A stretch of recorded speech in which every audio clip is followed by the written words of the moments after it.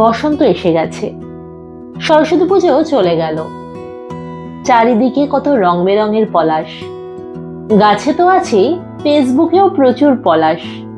কারোর গলায় পলাশ, কারোর কানে পলাশ। আর এই পলাশ দেখে আমারও খুব পলাশ পরার ইচ্ছে হলো, কিন্তু কি করে পরবো? কারণ এত ব্যস্ততার মধ্যে সময় পাচ্ছি না পলাশ বানানোর।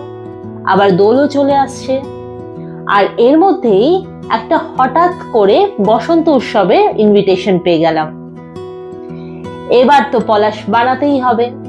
তাই আর কোনো দিক চিন্তা না করে শত ব্যস্ততার মধ্যেও ফাটাকসে বানিয়ে ফেললাম এই পলাশের লকেট আর কানের দুলগুলো। এটা আমার নিজের জন্যই বানালাম।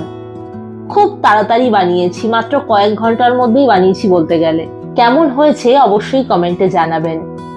আর আপনারাও যদি এরকম পলাশ বা আরো অন্য রকমের পলাশের কানের বা গলার পরতে চান, আমাকে অবশ্যই জানাতে পারেন। আমি যত্ন সহকারে বানিয়ে দেব। ভালো থাকবেন সবাই, আর কমেন্টে অবশ্যই জানাবেন কিন্তু কেমন লাগলো। ধন্যবাদ।